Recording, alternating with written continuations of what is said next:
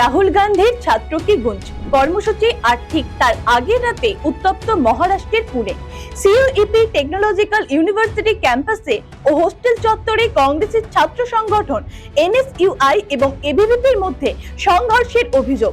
ঘটনায় দুপক্ষেরই বেশ কয়েকজন আহত হয়েছেন বলে খবর।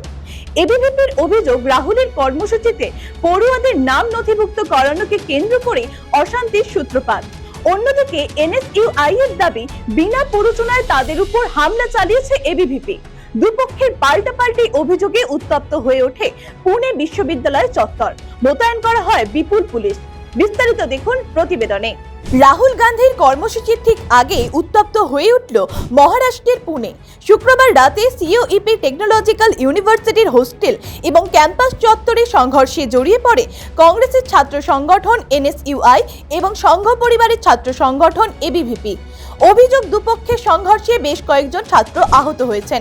ঘটনাকে কেন্দ্র করে বিশ্ববিদ্যালয় চত্বরে তৈরি হয় তীব্র উত্তেজনা। পরিস্থিতি নিয়ন্ত্রণে ক্যাম্পাসে মোতায়েন করা হয় বিপুল সংখ্যক পুলিশ। পুলিশ সূত্রে খবর, শনিবার পুনেতে রাহুল গান্ধীর ছাত্র কি গুঞ্জ কর্মসূচির প্রচার ঘিরেই প্রথমে দুপক্ষের মধ্যে বচসা শুরু হয়। পরে সেই বচসা সংঘর্ষের আকার নেয়। এবিভিপির অভিযোগ, এনএসইউআই এর নেতাকর্মীরা জোর করে হোস্টেলে ঢুকে পড়ুয়াদের রাহুলের কর্মসূচিতে যোগ দেওয়ার জন্য নাম নথিভুক্ত করতে চাপ দিচ্ছিলেন। এমনকি ছাত্রীদের উপরও হামলা চালানো হয়েছে বলে অভিযোগ এবিভিপির। যদিও সেই অভিযোগ সম্পূর্ণ অস্বীকার করেছে এনএসইউআই। তাদের পাল্টা দাবি, কোনো প্ররোচনা ছাড়াই আগে হামলা চালিয়েছে এবিভিপির সদস্যরা। রাহুলের কর্মসূচির প্রচারে বাধা দিতেই এই হামলা বলে অভিযোগ এনএসইউআই এর।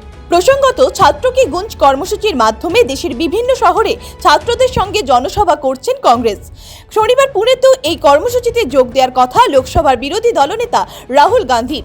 তার ঠিক আগেই বিশ্ববিদ্যালয় চত্বরে দুই ছাত্র সংগঠনের সংঘর্ষ ঘিরে শুরু হয়েছে নতুন রাজনৈতিক তরজা। Bureau report, GI.